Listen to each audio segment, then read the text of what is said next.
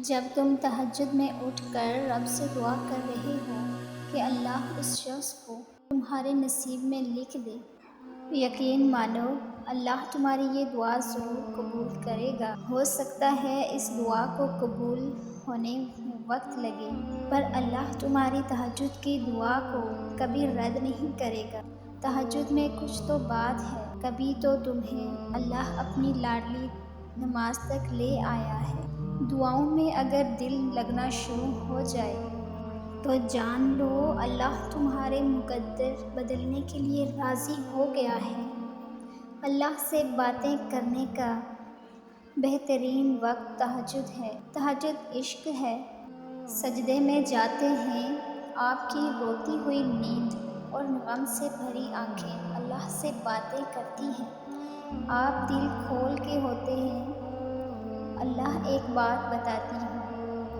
یوں محسوس ہوتا ہے کہ اللہ سامنے بیٹھ کر یوں سن رہے ہیں اور کچھ کہہ رہے ہوں، میں ہوں نا، میں پریشان ہوں، اور سجدے سے سر اٹھاتے ہیں۔ آپ کو اپنے آپ میں ہلکا محسوس ہوتا ہے۔ یہ آزمائش تو بہانہ ہے اللہ کی طرف سے۔ تہجد میں بندہ اللہ سے باتیں کرتا ہے اور اللہ بھی اس کی آواز کو سنتا ہے۔ جب تہجد میں سب سو رہے ہوتے ہیں، جب سکون سے اس کی آواز اور اللہ فریاد کو سن لیتا ہے۔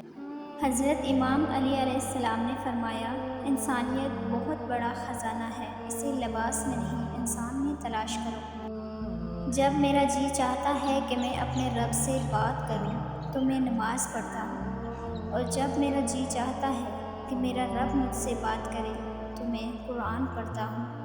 انسان کو اچھی سوچ پہ وہ انعام ملتا ہے جو اسے اچھے اعمال پہ بھی نہیں ملتا، کیونکہ سوچ میں دکھاوا نہیں ہوتا۔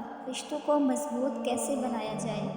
جب آپ غلط ہوں تو اپنی غلطی کو تسلیم کریں، جب آپ صحیح ہوں تو صرف خاموشی اختیار کریں۔ 3 کام کسی کے دل میں آپ کی عزت بڑھا دیتے ہیں: سلام کرنا، کسی کو جگہ دینا، اصل نام سے پکارنا۔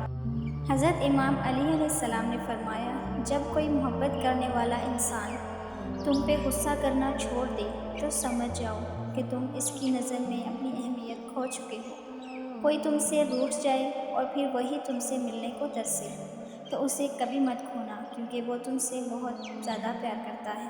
جس نے تمہارے ساتھ برائی کی ہو اس کے ساتھ احسان کر کے بدلہ دے دو، کیونکہ احسان بد زبانوں کی زبان کو بند کرتا ہے۔